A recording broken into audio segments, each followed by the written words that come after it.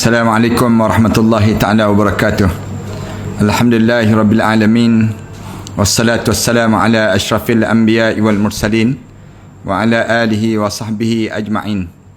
Subhanaka la ilma lana illa ma 'allamtana innaka antal alimul hakim. Rabbi shrah li sadri wa yassir li amri wahlul 'uqdatam min lisani yafqahu qawli. Rabbi yassir wa la tu'assir wa tammim bil khair. Para penonton dan sahabat-sahabat yang dihormati dan dikasihi sekalian, malam ini kita diberi lagi peluang oleh Allah untuk kita berbicara tentang malam-malam di barzah, ataupun satu suasana yang kita akan lalui dalam hidup kita tatkala mana berada di dalam kubur. Bila kita berada dalam kubur, kita akan lalui dua keadaan sahaja. Sama ada satu keadaan yang disebut dengan nikmat, satu lagi keadaan yang disebut dengan azab. Kita masih lagi dalam berbicara tentang bagaimana kita nak suruh kita ni jangan sampai terazab kalau mana kita berada dalam kubur. Di dunia ini pun, waktu mana kita hidup di atas dunia ini, kita diuji oleh Allah dengan ujian-ujian sebegini. Ujian hidup sama ada Allah jadikan kebahagiaan, sama ada kita dalam keadaan kesesusahan dan kesengsaraan di kalangan kita. Lalu dalam hidup kita, kita sentiasa baca doa, Rabbana atina fid dunya hasanah. Ya Allah, tolong kurniakan pada kami ni segala kebaikan-kebaikan, ya Allah. Kemudian kita sebut dalam doa kita, wa fil akhirati hasanah. Di akhirat nanti saya pohon pada kamu, ya Allah, agar kamu kurniakan segala kebaikan-kebaikan juga, ya Allah. Ini di antara doa kita yang kita minta, supaya bila kita masuk dalam kubur, kita tidak mendapat yang disebut dengan azab, tetapi yang kita dapat yang disebut dengan nikmat. Sebagaimana di atas dunia kita inginkan nikmat, demikian lebih-lebih lagi lah waktu mana kita berada dalam kubur nanti, kita mengharapkan Allah kurniakan pada kita nikmat-nikmat yang banyak. Para penonton dan sahabat-sahabat sekalian, waktu mana kita berada di akhirat ni bila? Kita akan tanya, bila kita akan berada dalam akhirat ni, Ustaz? Bila kita mati saja, maka kita akan terus hidup di akhirat. Selagi mana kita tak mati, selagi itulah kita berada di atas dunia. Kita kena faham, bila kita menghadap di hadapan Allah Subhanahu Wa Taala, bila kita mati nanti, kita menghadap di hadapan Allah saja, maka kita melalui suasana akhirat. Tak ada kaitan lagi dengan kehidupan dunia. Jadi orang yang cerdik, orang yang hidup dia berfikir bukan untuk nak hidup di dunia. Tetapi orang yang cerdik, dia berfikir untuk bagaimana dia nak hidup di dalam kubur nanti. Bagaimana dia nak suruh terlepas daripada azab dan sengsara dalam kubur nanti. Demikian juga sampai di akhirat dan sebagainya. Para penonton dan sahabat sekalian, kenapa kita beria-ria sangat sebut tentang tajuk ni? Dengan tujuan nak suruh kita ni, janganlah kita di dunia pun dalam keadaan kita tak dapat nikmat, kemudian kita masuk dalam kubur nanti, kita terazab. Satu. Yang kedua, kita kena faham bahawa kubur ni rumah yang pertama yang perlu kita lalui. Rasulullah pesan banyak kali pada kita, siapa-siapa yang dia selamat di dalam kubur, maka selamatlah dia pada mahsyar nanti. Selamatlah dia di akhirat Allah, sampailah dia masuk dalam syurga Allah. Tapi siapa-siapa yang dia masuk dalam kubur, tiba-tiba kubur dia menjadi kawah kepada kawah-kawah neraka, maka di waktu tersebut sampai di akhirat nantilah dia dalam keadaan kesengsaraan pada dia. Para penonton sekalian, 3 malam berturut-turut kita bercerita tentang mengenai mengapa berlakunya azab kubur ini, punca berlakunya azab kubur ini, ataupun penyebab yang menyebabkan seorang itu terkena azab kubur. Kita dah sebut dah, antara yang pertamanya kerana kekufuran dalam kehidupan seseorang. Bila seorang memilih menjadi kufur, orang kafir, confirm dah, kalau dia tak beriman pada Allah, dia masuk dalam kubur, kubur menjadi kawah kepada kawah-kawah neraka, ataupun gaung kepada gaung-gaung neraka. Manakala yang kedua disebabkan kemunafikan. Dalam hidup kita ni ada orang yang hidup dia ni dia tak suka untuk menjadi orang mukmin, tapi dia memilih untuk menjadi orang munafik. Orang munafik ni apa dia? Orang yang hidup dia tak dalam dua muka. Dia hidup dalam keadaan yang depan orang mukmin lain, belakang orang mukmin lain, yang menyebabkan akhirnya bila dia masuk dalam kubur dia menjadi kawah pada kawah-kawah neraka. Islam diajar, bila kita hidup di atas dunia ni, jadilah orang mukmin. Jangan kita jadi orang munafik.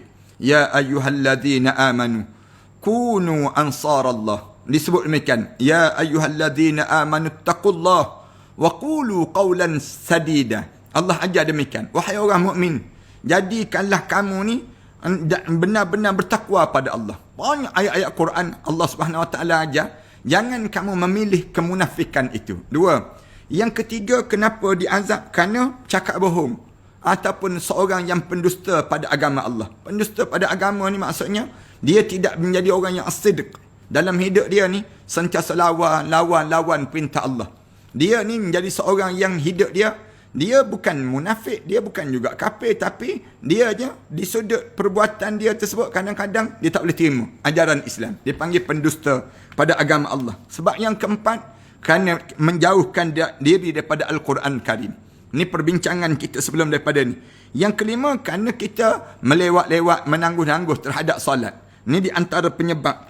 Yang keenam, kerana kita makan riba. Na'udzubillah min dzalik.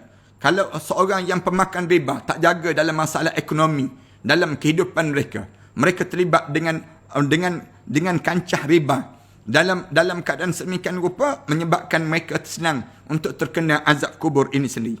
Yang ketujuh, disebabkan berzina. Penzina hidup mengarajalelakan nafsu syahwat. Ada orang yang hidup berdemikian, berzina aja.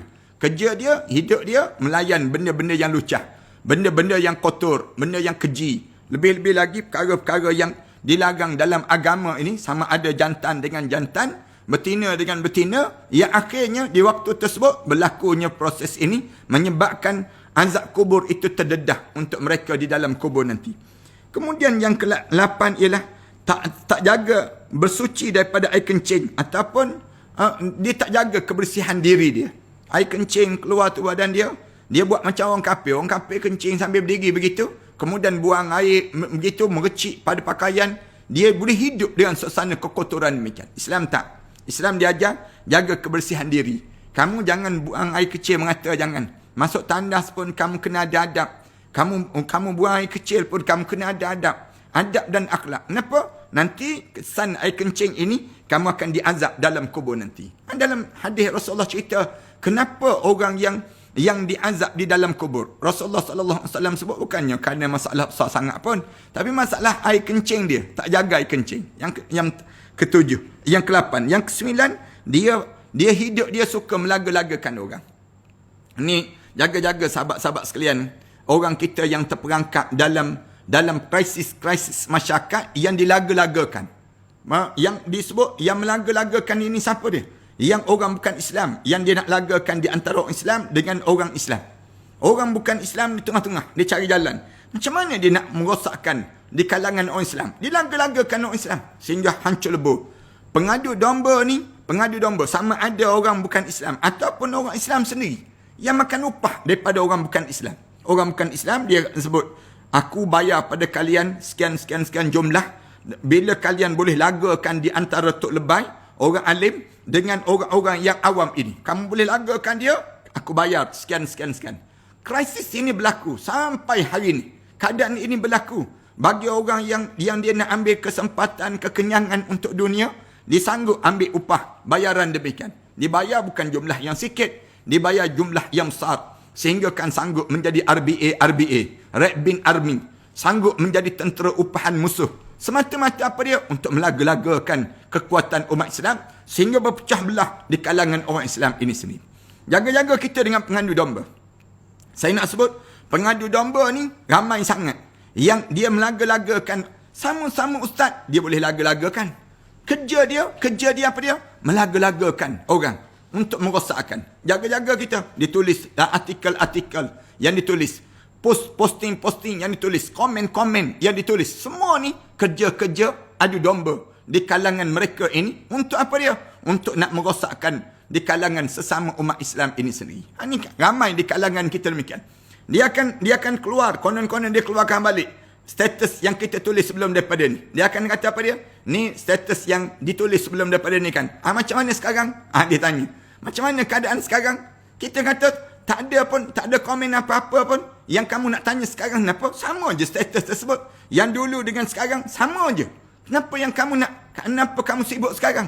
Kenapa dulu kamu tak sibuk? Misal contoh demikian. Ini nak sebutnya bagaimana pengadu domba yang berlaku di kalangan kita. Saya sehari dua ni ditanya tentang soalan, saya pernah cerita tentang hukum lompat parti, misal contoh. Hukum lompat parti ni sendiri, saya sebut dah, jangan lompat. Dalam Islam dilarang demikian. Kamu lompat parti, berdosa kamu. Kamu akan mentangguh. Lalu masing-masing sibuk tanya. Habis tu, sekarang macam mana Ustaz? Masing-masing sibuk. Ni nak lagakan. Saya tanya balik. Adakah saya pernah tarik yang kenyataan yang saya buat sebelum daripada ni? Semua yang buat kerja demikian, dia menanggung di hadapan Allah Subhanahu Wa Taala. Tanggungan itu dia kena tanggung. Lompat mati pula kena faham lompat daripada mana ke mana. Di kalangan mereka sebut lompat daripada baik kepada jahat. Di antara yang jahat lompat kepada yang baik. Macam mana keadaan di kalangan mereka tersebut? Islam diajar kaedah-kaedah dalam hidup ini. Tapi orang yang pengadu domba ni dia ambil kesempatan untuk apa dia? Untuk nak melaga-lagakan di kalangan umat manusia ini sendiri. Ini bagaimana gambaran di kalangan umat manusia yang hidup menjadi dia akan bersedia, dia kena bersedia untuk menjadi bahan bakaran ataupun bahan azab di dalam kubur sebentar lagi. InsyaAllah kita akan tengok demikian. Kemudian yang ke-10, kerana sibuk membicarakan keburukan orang. Sibuk akhirnya dia termasuk dalam kumpulan ghaibah. Dia sibuk bercakap hal keburukan orang. Yang ni pun di antara sebab kenapa berlakunya azab kubur. Punca berlakunya azab kubur pada seorang. Tuan-tuan kena jaga mulut kita. Jangan suka bercakap hal orang. Kerana nak bercakap hal diri kita pun tak habis-habis lagi. Cerita hal diri kita ni pun tak habis lagi. Kenapa kita nak sibuk bercakap tentang hal keburukan orang? Ribah ini satu benda yang buruk. Islam minta supaya kita jauhkan diri dalam keadaan sedemikian rupa. Kemudian demikian juga dengan hari ini kita nak sebutnya lagi. Siapa lagi? Golongan yang ke-11 yang akan diseksa dalam kubur. Punca berlaku azab kubur ni apa dia? Dia dalam keadaan menyombongkan diri. Ujub. Hidup di atas dunia ni rasa takjub dengan diri sendiri. Berhati-hati juga yang demikian. Saya sebut pada tuan-tuan, jangan kita rasa kagum dengan diri sendiri, jangan. Kita diajar supaya sebut hadza min fadlillah. Ini adalah anugerah Allah pada diri saya. Hadza min fadli rabbi. Ini anugerah Allah pada diri saya. Kita ajar demikian. Setiap benda yang kita nampak hebat Allah bagi pada kita, jangan kita rasa kita, jangan. Tetapi rasa ni anugerah Allah. Katakanlah tuan-tuan di kalangan orang yang Allah jadikan kulit cantik ataupun muka wajah yang indah, yang orang tengok tuan-tuan, orang rasa kagum dengan kecantikan tuan-tuan. Di kalangan kita bisa contoh, orang puji kita, kita jawab, jangan puji saya, puji Allah. Ajar demikian pada diri kita. Bila ada orang tengok kita ni harta benda banyak, orang puji kita, jangan puji saya, puji Allah. Allah yang mengurniakan segala-gala untuk diri saya. Ini supaya jangan kita jadi sombong. Kesombongan ini ramai orang yang jadi hancur lebur, binasa kerana sombong. Jangan. Islam ajar dalam hidup ni pada diri kita belajar untuk tawaduk. Jangan jadi sombong. Sombong di dunia ni pun sengsara, dalam kubur pun sengsara, di akhirat nanti pun sengsara. Allah buat tak peduli je pada penyombong. Allah tak pandang pun pada orang yang sombong. Lalu untuk apa kita nak jadi sombong? Jadilah hidup kita ni merasa cukup dalam hidup kita. Untuk kita nak rasa jangan sombong, lalu Allah kurniakan satu anugerah pada diri kita. Apa dia? Ajar supaya bersyukur. Alhamdulillah, dalam hidup aku ni Allah kurniakan peluang untuk aku berumah tangga. Alhamdulillah, dalam hidup aku ni Allah kurniakan pada diri aku pekerjaan. Alhamdulillah, Allah kurniakan dalam hidup aku ni ilmu yang bermanfaat. Si kita ni sentiasa sebut Alhamdulillah, summa alhamdulillah, summa alhamdulillah dalam kehidupan kita. Ini supaya kita tak terkena seksa dalam kubur. Kemudian yang ke-12, kenapa terkena seksa dalam kubur ni lagi? Kerana lidah tak pandai nak jaga, sentiasa menyakitkan hati orang. Yang ni kita bincang dalam perbincangan kita sebelum daripada ni. Jaga-jaga dengan lidah yang tajam itu. Ramai mana orang yang lidah dia sampai peringkat kalau dia bercakap menyakitkan hati orang. Terkena saja bila dia bercakap saja menyebabkan kesengsaraan pada orang lain. Jangan demikian. Jadilah mulut-mulut yang menenangkan. Kalau mana kita berbicara, tiap kali mana kita sebut, menyebabkan orang rasa tenang dan aman je dalam hidup. Dengan kata-kata kita. Jangan sampai kata-kata kita menjadikan kemusnahan dan kerosakan pada rantaian kebaikan orang-orang yang melakukan kebaikan. Kerana apa dia? Lidah yang menyakitkan. Para penonton, Dan sahabat-sahabat sekalian, di antaranya lagi, hari ini kita sambung yang ke-13. Yang ke-13 sebab kenapa di azab kubur, berlakunya azab kubur ada seorang, kerana dia suka berhutang dan meminjam di atas dunia dan dia tak bayar segala hutang dan pinjaman itu sampai dibawa kepada kematian. Yang ni yang kita diajar supaya kita jaga-jaga dalam hidup kita. Jaga-jaga dalam hidup kita ni, jangan sampai peringkat kita ni berhutang, sampai peringkat berhutang-hutang kita ni sampai terbawa-bawa sampai ke dalam kubur. Allahu Akbar. Sebab tu Rasulullah pesan sangat, jaga air muka kalian. Siapa-siapa yang suka berhutang, dia sedang menjatuhkan air muka dia. Belajarlah untuk kita tidak berhutang. Dalam hidup kita ni, selamatkan diri kita daripada bebanan hutang. Jangan berhutang. Dunia akhir zaman ini, bagaimana jahatnya orientalis barat. Dia nak mengikat orang Islam, dia ajar orang Islam supaya berhutang. Dia cara demikian. Umat dunia ni hidup dengan lekat dengan hutang je. Segala ekonomi ni, ekonomi dunia ni, dalam dunia kita ni, dunia yang diperangkap dengan perangkap hutang. Nak beli rumah kena berhutang, nak beli kenderaan kena berhutang, nak beli barang-barang, hutang. Hutang dalam hidup kita, keluar-keluar daripada perut ibu tu lekat hutang dah. Dalam dunia kita sekarang. Pergi universiti, keluar universiti, lekat hutang. Ni ekonomi barat. Ekonomi barat dia ajar demikian. Manakala ekonomi Islam, dia suruh kita bebaskan daripada hutang. Antaranya, al-gharimin. Orang yang terlekat hidup dia dekat dengan hutang. Sebab tu Islam ajar supaya duit zakat dibenarkan untuk dibayar kepada orang yang hampir-hampir muflis dalam diri dia. Dengan tujuan apa dia? Selamat di dunia, selamat juga dalam kubur nanti. Duit zakat ni jangan hanya sekadar untuk apa dia? Untuk yang namakan dengan untuk dia beri kepada orang-orang fakir, miskin saja, tidak. Dia ada orang yang terlekat dengan hutang. Orang terlekat dengan hutang ni, Islam suruh ambil duit zakat, bayar. Nak suruh lepaskan nama dia ni daripada orang yang muflis. Di dunia pun muflis, di akhirat nanti pun dia muflis. Lalu, bagaimana cara susun ekonomi Islam? Susun ni kena panjang perbincangan. Sebab tu, perlu kepada orang yang faham Islam, memegang ekonomi supaya putaran ekonomi itu dalam keadaan yang boleh dirasai, dinikmati oleh semua di kalangan kita. Itu asas dia panggil. Satu, jangan bagi kuasa pegang ekonomi ni pada orang bukan Islam. Dia tak faham. Dulu kita dapat Menteri Kewangan bukan Islam. Bila dapat, dia rasa besar dah bagi RM30. Bagi RM30, dia rasa besar dah pada rakyat. Sebelum daripada ni, 2 tahun. Dalam masa yang kelam, masa yang hitam pekat suasana kita. Dalam masa 22 bulan ini, kita rasa sengsara yang amat sangat. Dia rasakan pada diri kita, anda patut bagi RM30. RM30 pada rakyat. Dia rasa besar dah. Lepas tu, dia bergembar-gemburkan. Malaysia kita ni terlekat hutang 1 trilion. Malaysia ni terlekat hutang 1 trilion. Tiba-tiba Allah jadikan, وَتِلْكَ الْأَيَّامُ نُدَاوِلُهَا بَيْنَ النَّاسِ. Allah tukar, silih ganti. Di kalangan manusia ni sendiri. Allah tukar. Ada orang yang nampak bahaya keadaan ini. Lalu diminta pada Agung supaya pulihkan balik keadaan yang sebegini. Lalu Agung telah merencanakan dengan yang baik. Allah buka hati supaya Tun Dr. Mahathir tak jawatan. Kemudian serah kepada yang disebut dengan Agung. Agung pilih, cari pula siapa yang layak. Dapat sokongan yang baik dengan dapat sokongan untuk jadi Perdana Menteri. Orang kata kerajaan pintu belakang, kerajaan. Yang tu mengarut dia panggil demikian. Kerana kita melalui proses agung. Bila melalui proses agung, agung tu sendiri yang telah memberi. Agung sendiri yang kita telah iktiraf. Dialah yang penyelamat pada perbincangan dan permasalahan di kalangan kita. Lalu agung telah melantik Perdana Menteri. Bila agung melantik Perdana Menteri ini sendiri telah melantik kabinet dia, susun balik. Alhamdulillah, keuangan dipulihkan balik. Bila keuangan pulih, kebetulan dalam masa yang sama, kita pula diserang dengan COVID-19 ini. Lalu ditunjukkan sebenarnya duit Malaysia ni banyak. Kita ada duit berapa trilion disebut oleh Menteri Kewangan.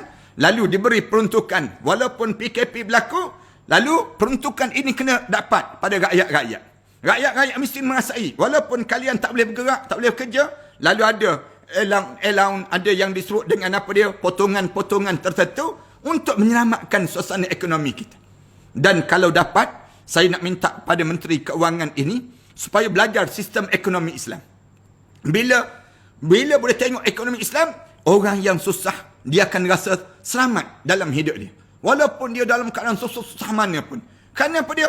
Kerana sikap yang disebut dengan hutang piutang yang ada ni boleh disamakan dengan apa dia? Duit-duit zakat. Duit-duit zakat yang ada ataupun duit-duit Baitul Mal boleh membantu keuangan yang disebut dengan orang-orang yang susah ini, yang menyebabkan bila dia meninggal dunia, negara akan menanggung terhadap hutang dia dan terlepas hutang dia dan selamat dia dalam kubur. Allahu Akbar.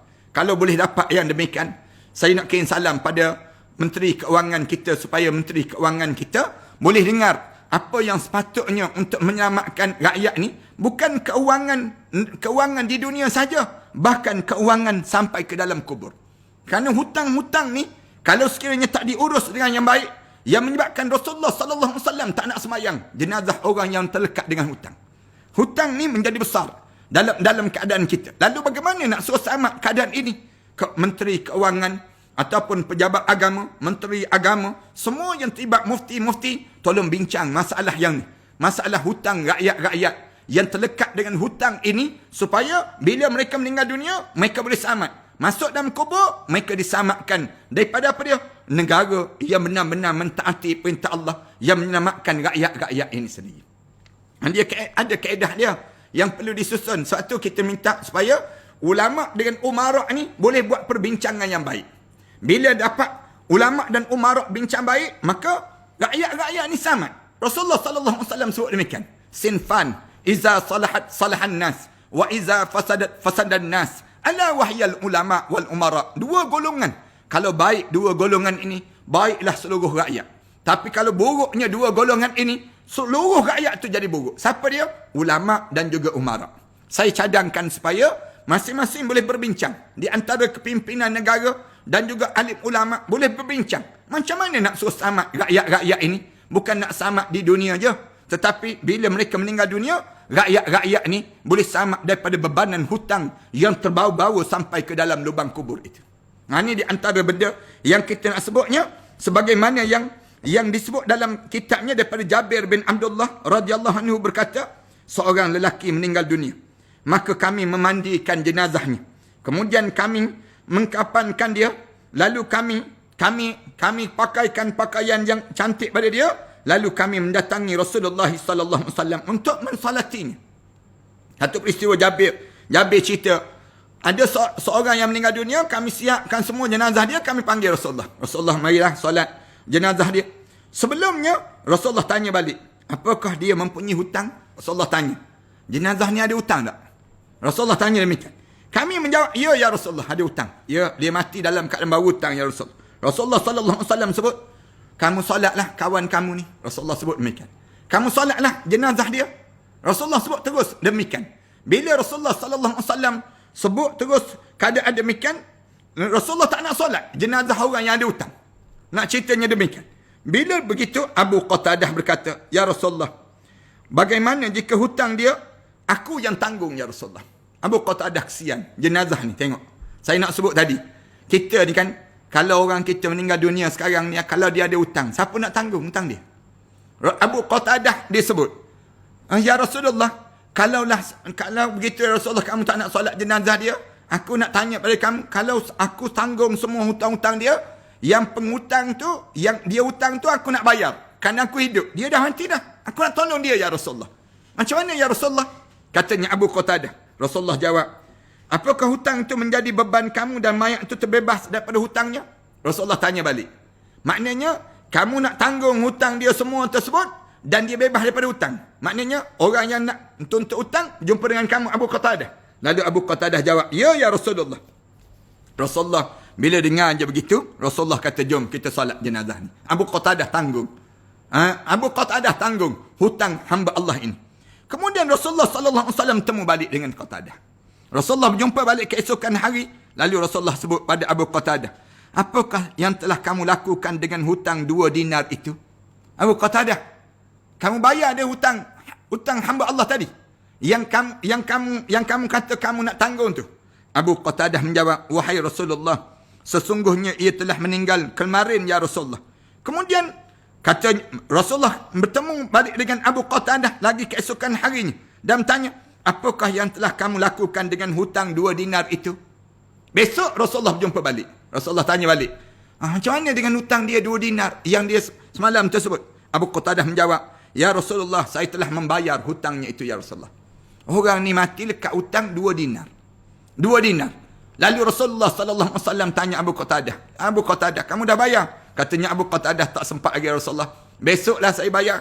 Besok tu Rasulullah jumpa balik Abu Qatadah. Rasulullah tanya balik, kamu dah bayar dah belum? Abu Qatadah jawab, dah bayar ya Rasulullah. Rasulullah sebut, kini kamu telah menjadikan kulit-kulitnya menjadi sejuk daripada bahan bakaran api di dalam kubur itu sendiri. Allahu Akbar. Ni ingat ni, kita ni kebanyakan orang kita kalau mati lekat hutang, tuan-tuan. Zaman kita ni mati mesti lekat hutang dengan Selcom. Mati lekat hutang dengan TMB. Mati lekat hutang dengan apa dia? Dengan Bel Astro. Nama kita kan? Nama kita ni.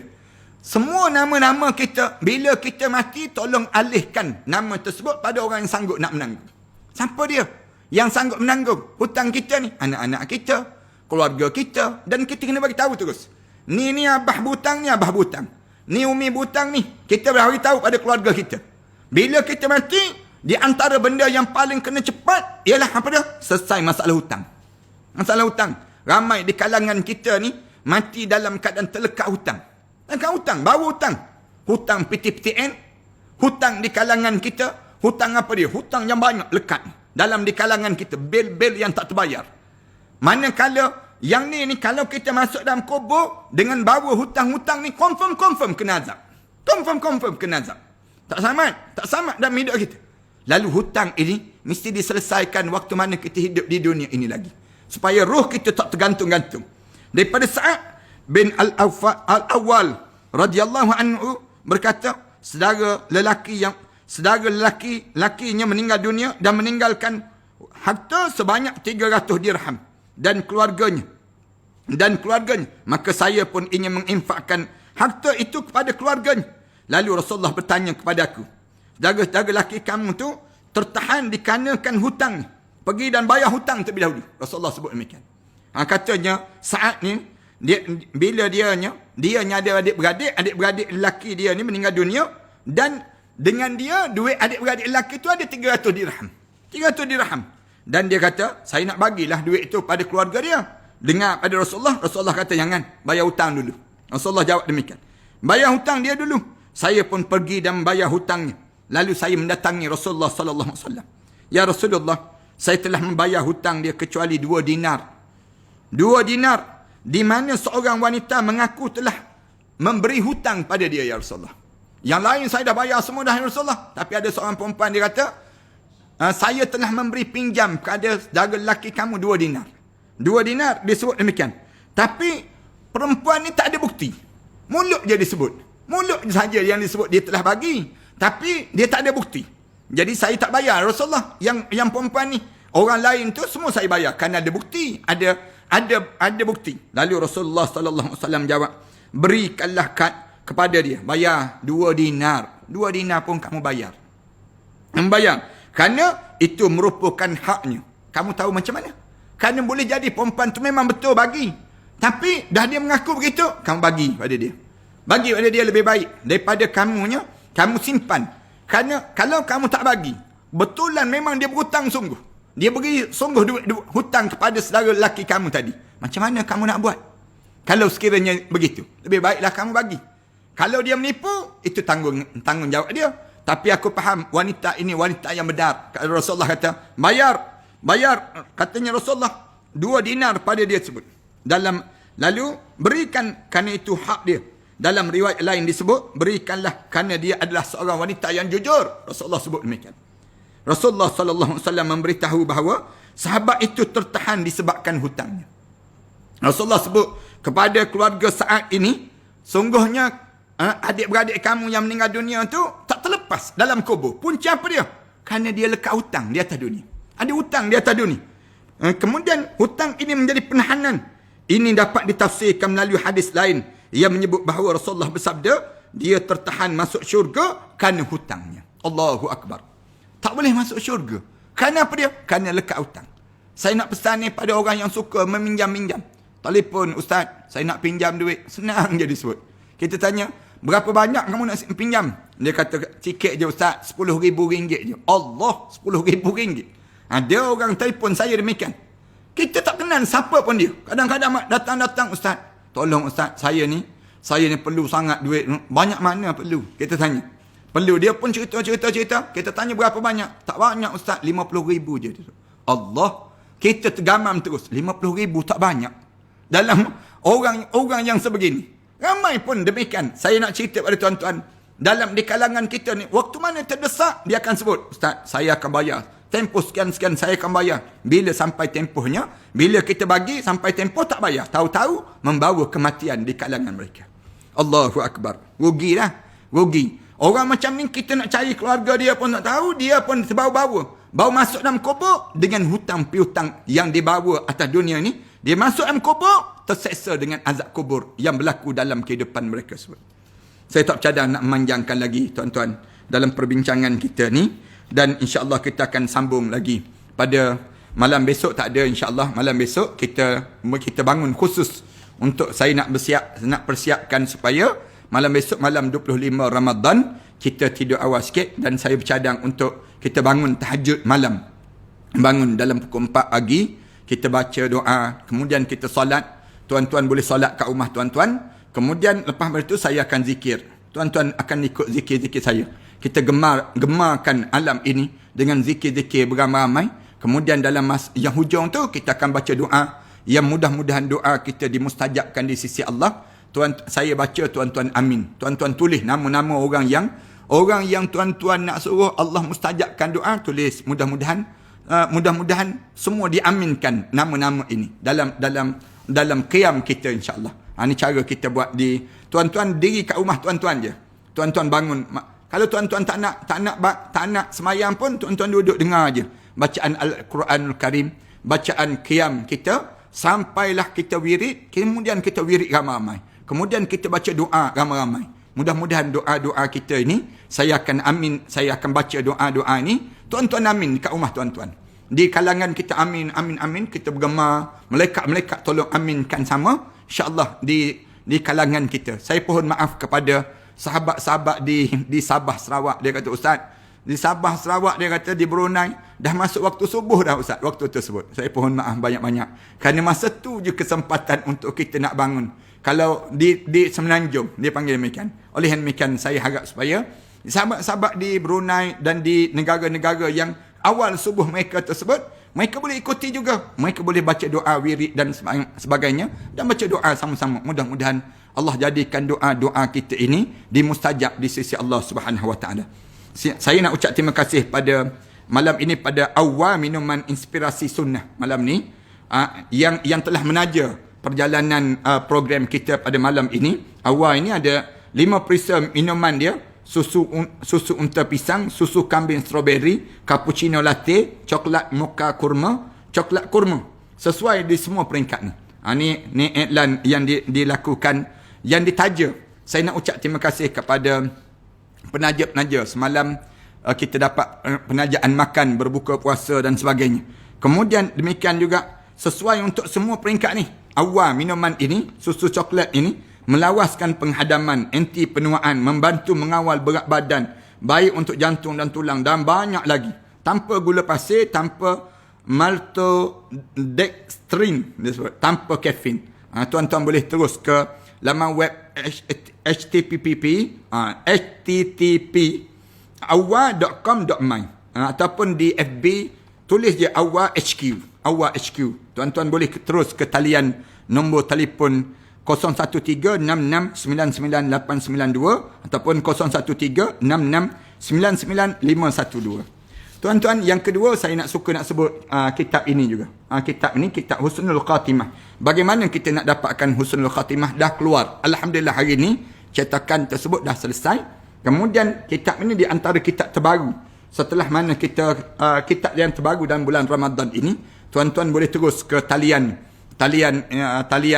kitab ini, insya-Allah tuan-tuan boleh ke talian, dan di belakangnya ada nombor talian 0195776302. Tuan-tuan nak dapat dua sekali pun tak apa, ada satu lagi kitab bagaimana persiapan menjelang kematian. Yang ni kitab bagaimana untuk mendapatkan husnul khatimah. nak suruh kita mati dalam keadaan husnul khatimah. Kitab ni penting sangat. Dalam kitab ni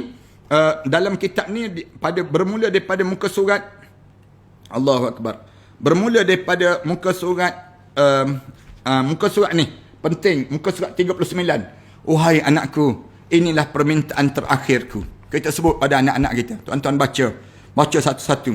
Wahai anak-anakku, seluruh kaum musliminku, apabila kematian menjemputku, tidak usahlah kalian meratapi kematianku. Tu kita wasiat. Yang ni dalam kitab ni ada wasiat. Kita tulis satu-satu. Wasiat yang apa? Bila kita sampai saat kematian kita ni, yang pertama, yang kedua, yang ketiga, sampai yang keberapa ni, saya tulis, saya susun balik. Tuan-tuan nak dapatkan, tuan-tuan hubungi talian 019-577-6306. InsyaAllah. Ni kitab macam ni tuan-tuan sesuai sangat untuk bagi hadiah pada keluarga-keluarga kita. Bila beraya ni, letak reben elok-elok sikit, bagi hadiah pada keluarga-keluarga kita ni. Mudah-mudahan dia akan bawa manfaat pada kita semua insyaAllah.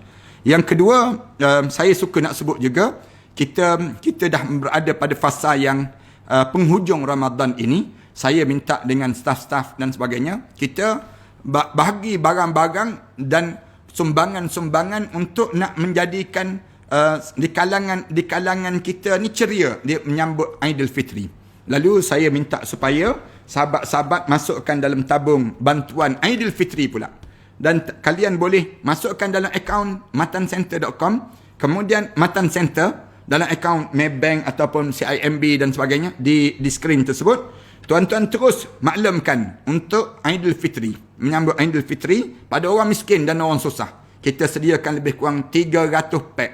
Harga dia lebih kurang RM100 satu pack tersebut. 300 pack ni tuan-tuan bayangkanlah sebanyak mana tuan-tuan tolong back in je musim-musim 10 akhir Ramadan untuk mereka menyambut Aidilfitri. Kita akan agihkan pada 10 terakhir Ramadan ini semua kesempatan itu, dan tuan-tuan maklum balik pada 013-617-1941. Tuan-tuan maklumkan ke 013-617-1941. InsyaAllah kita akan maklumkan perkara yang demikian. Cuma saya nak sebut sekali lagi, malam besok kita tak ada kuliah malam khas, tapi kita akan fokus untuk bangun pukul 4 pagi, 4:30 pagi, kita akan baca solat dan kemudian kita akan wirid dan kita akan baca doa ramai-ramai. Tuan-tuan aminkan insyaAllah di rumah tuan-tuan. Pakat-pakat maklumkan malam esok untuk mengejar Lailatul Qadar, untuk kita dapatkan malam Lailatul Qadar ini sendiri insyaAllah. Terima kasih di atas kesempatan ini. Mudah-mudahan Allah jadikan kesempatan ini kesempatan yang bermanfaat dalam kehidupan kita, dan Allah jadikan kita di kalangan hamba Allah yang saleh. A'udzubillahi minasyaitanirrajim. Bismillahirrahmanirrahim. Alhamdulillahirabbil alamin. Wassalatu wassalamu ala asyrafil anbiya'i wal mursalin wa ala alihi wa sahbihi ajma'in. Ya Allah, seandainya malam ini malam Lailatul Qadar ya Allah, kami hanya memohon pada Kamu ya Allah, pandanglah kami dengan keampunan Kamu ya Allah. Kamu jadikan kebaikan yang bertambah dalam hidup ini ya Allah. Ya Allah, seandainya kami dalam keadaan penuh dengan dosa-dosa kami ya Allah, kami datang pada Kamu dengan dosa-dosa ini ya Allah. Kamu mengampunkan dosa-dosa kami ya Allah. Kami lakukan kembali dosa itu ya Allah. Kemudian Kamu ampuni lagi. Kami minta ampun pada Kamu. Kamu Maha Pengampun ya Allah. Ya Allah ya Tuhan kami, Kamu ampunkanlah setiap kali kami melakukan dosa-dosa dan kesilapan itu ya Allah. Kejahilan kami ini sentiasa membelenggu dalam hidup kami ini ya Allah. Kami pohon pada Kamu ya Allah, agar Kamu jadikan kami di kalangan hamba Kamu yang saleh ya Allah. Rabbana alaika tawakkalna wa ilaika anabna wa ilaikal masir. Ya Allah ya Tuhan kami, Kamu murahkanlah rezeki bagi setiap penyumbang-penyumbang yang telah menyumbang untuk membangunkan agama Kamu ini ya Allah. Kami pohon pada Kamu ya Allah, agar Kamu jadikan kepayahan dalam kehidupan mereka menjadi kemudahan ya Allah. Dengan keadaan kesakitan mereka menjadi kesembuhan ya Allah. Daripada apa yang mereka dibelenggu ya Allah, menyebabkan keuntungan dalam kehidupan mereka ya Allah. Rabbana alaika tawakkalna wa ilaika anabna wa ilaikal masir. Rabbana atina fid dunya hasanah wa fil akhirati hasanah wa qina adzaban nar. Sallallahu ala Muhammad wa ala alihi wa sahbihi wasallam. Alhamdulillahi rabbil alamin.